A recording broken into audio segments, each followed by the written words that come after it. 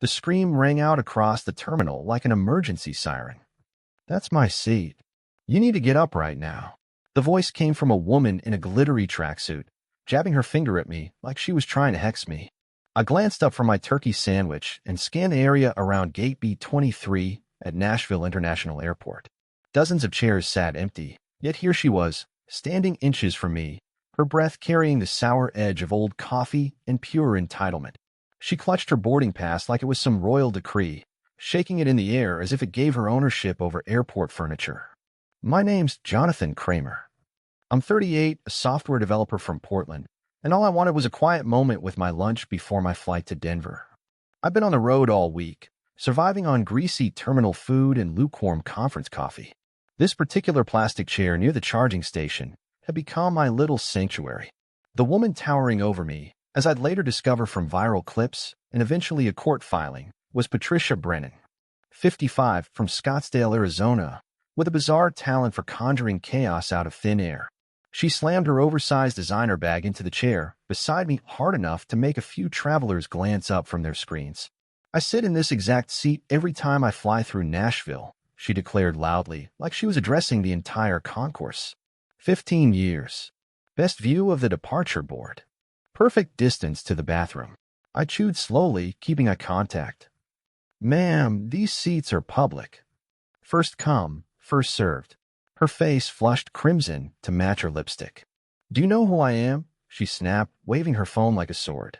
"I'm a Diamond Elite with this airline. Over 2 million miles flown. I practically own this gate."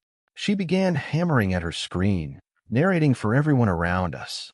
"I'm calling customer service to report this theft of premium seating." An older couple across the aisle traded knowing smiles. A teenager had already started recording. Sensing her audience, Patricia's voice rose another octave. "This man is refusing to respect the seniority system loyal flyers have earned." I lifted my own phone, put it to my ear, and said loudly enough for her and the growing crowd to hear, "Hello, Nashville Airport lost and found? Yes, someone's misplaced their grip on reality at Gate B23. The teenager burst into laughter. Patricia's face deepened from red to purple. She stormed toward the gate agent's desk, heels clacking like gunfire on the tile. "Excuse me. Excuse me," she barked at the agent, a young woman named Madison, according to her badge. "We have an emergency. Immediate intervention is required." Madison looked up with the tired patience of someone who'd seen one too many theatrics. "What seems to be the issue?" Patricia pointed at me like she was outing a criminal. "That man is in my designated seat. Call security and have him removed." Madison blinked slowly. "Ma'am, seats in the gate area aren't assigned. Passengers can sit wherever they like." Patricia slammed her palm on the counter. "You don't understand. I'm Diamond Elite. Priority boarding. Priority baggage. Priority seating." With impressive calm, Madison replied, "Your status comes with many perks, but reserved gate seating isn't one of them. Perhaps you prefer our lounge, where there are refreshments available." Patricia's outrage only deepened. "I don't want the lounge. I want that seat. That specific seat. I've sat there for 15 years. She whipped out her phone again, snapping photos of me. "I'm documenting this harassment for my lawyer. This is discrimination against loyal customers." By now, a small crowd had gathered. Phones held high as multiple people recorded the spectacle. Patricia seemed energized by the attention, her voice rising to operatic levels. "Everyone needs to witness this injustice. This man is stealing from a Diamond Elite member." Then, in a move that caught me completely off guard, she marched back and actually tried to sit on my lap. I shot up quickly, forcing her to stumble. "Ma'am, you need to calm down," I said evenly. "There are plenty of empty chairs. Pick literally any of them." Instead of listening, she reached into her massive purse and pulled out a tape measure. Of all things, she extended it with great ceremony, announcing, "This chair is precisely 42 inches from the departure board and 96 inches from the restroom. The dimensions create optimal travel energy." She wasn't finished. Out came a laminated card from her wallet. "This is my official seat certificate, which I made myself. It clearly states this seat belongs to Patricia Brennan, Diamond Elite member, frequent flyer number 4739286. The crowd roared with laughter.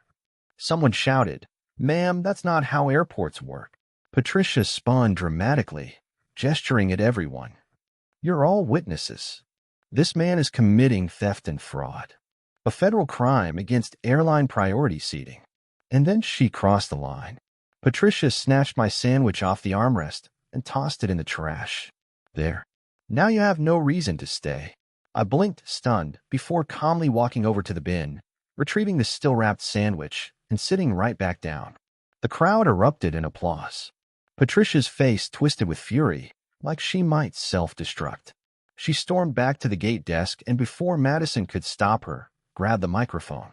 "Attention all passengers. We have a security threat at Gate B23. A man is refusing to comply with airline seating protocols." Madison yanked the mic away, but the damage was done. Two nearby TSA officers began heading over. Patricia spotted them and pointed at me with triumph. "Officers, arrest him immediately. He's violating federal aviation guidelines." The taller officer looked from her to me, calmly chewing my sandwich. "Ma'am, what guideline exactly is he breaking?" Patricia scrolled frantically through her phone. It's in here somewhere. The law about Diamond Elite priority seating in gate areas. Section something." The officer's face remained neutral. "Ma'am, no such law exists. But making false security claims in an airport is a federal offense." Patricia pivoted instantly. "I'm not lying. I'm the victim here. This man assaulted me." The crowd immediately erupted. "No, he didn't. She's lying. We saw everything." The teenager who had been recording from the start stepped forward. "Officers, I've got the whole thing on video. She's been harassing this guy for 20 minutes. Other passengers held up their recordings too." Patricia tried yet another angle.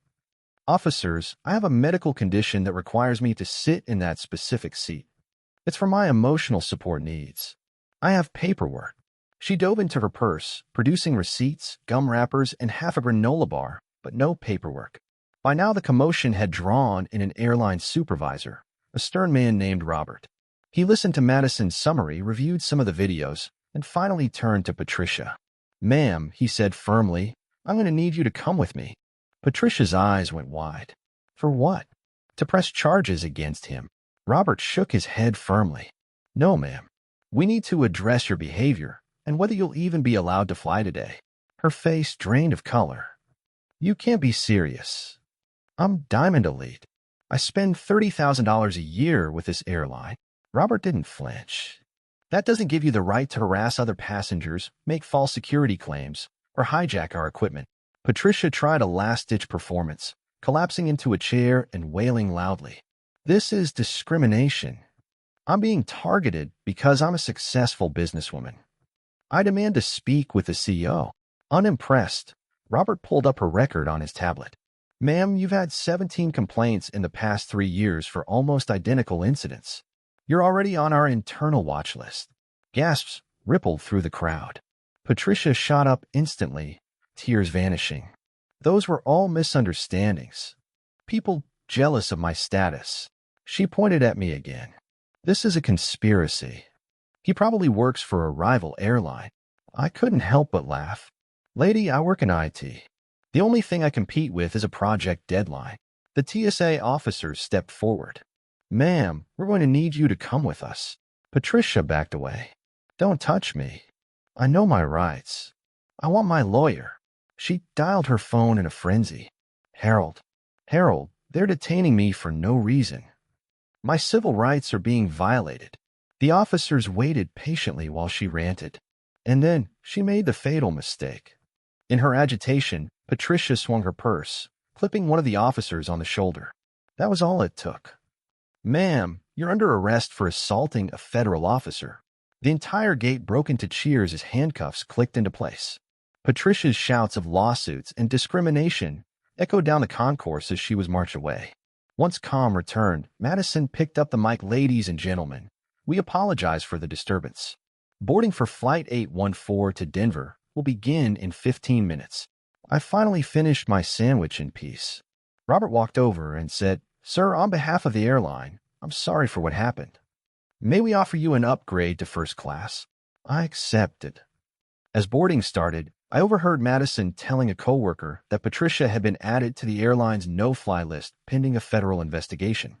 The last glimpse I had of her was being escorted through the terminal in cuffs, still screaming about her Diamond Elite status.